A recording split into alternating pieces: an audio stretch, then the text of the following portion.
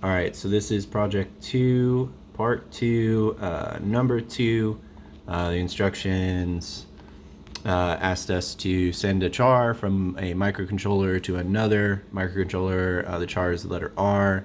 When that's sent, the red LED on the second microcontroller will turn on and off every second.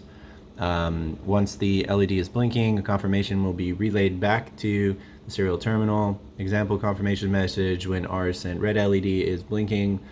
Press push button 0 on MCU2 to turn off the red LED. Confirmation message will be relayed back to the serial terminal. Example message is red LED off. So jumping into the code here, the code has not changed since previous video, project 2, part 2. Code largely stays the same. Some of these functions here may not be used, but the section of the main loop that does change is where we actually handle the red LED blinking. So first things first, we take the terminal and we take that char and we input it, and we take that value and we set it here into the input.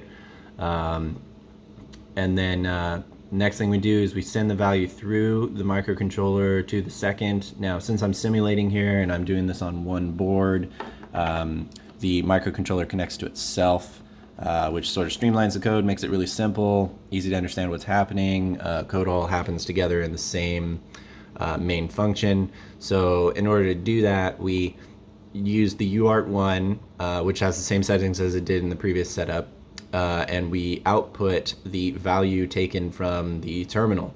And then what that does is it sends this, it uses the UART to send the bits from this end down to this end. And it stores it in the third UART's data register, which then we can take out using this here, the nchar, for that third UART, and take it as an input. Now these two lines here simulate the connection between two microcontrollers. This would be very useful for communication between two microcontrollers.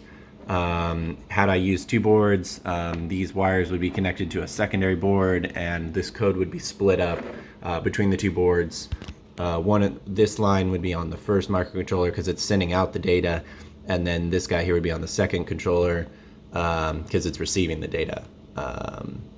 And then here we're moving into the part that handles the actual blinking. So right here we're using an if statement to check if the value is the char R to input or to output the red blinking LED. If the input is an R, then we set the blinking mode to true. That's just a Boolean. And then the red LED is set to on the microcontroller, so we relay that back to microcontroller 1 to display the message. Now this code would be split up again between the two boards, hence only having one board. It's put together for ease of reading. So the second board's going to output the R char, and the first board's going to take in that input.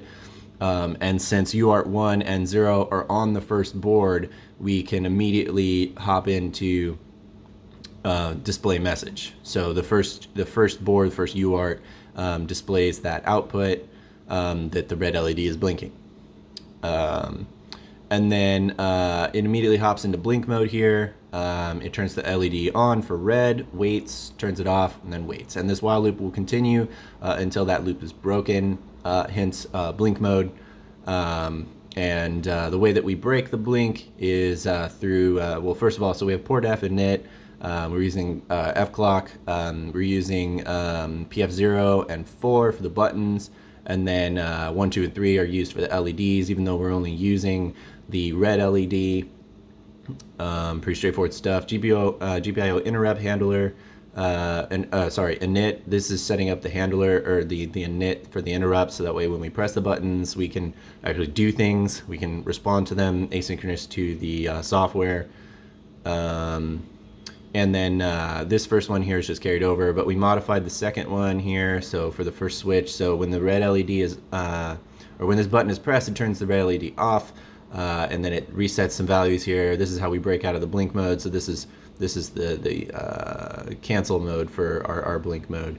Pretty straightforward approach here. There's probably a multitude of ways to set this up, but due to the simplicity of the section, I think this will suffice for setting up the mode.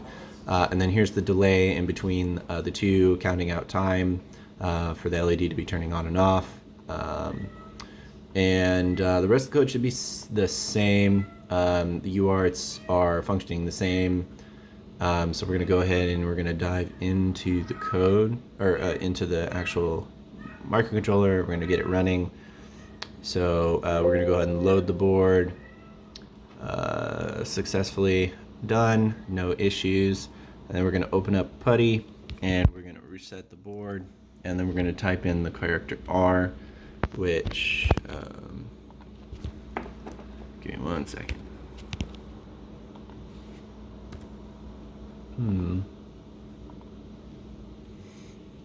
Okay, sorry about that. There was something wrong with the actual load to the board didn't finish, which is a little strange.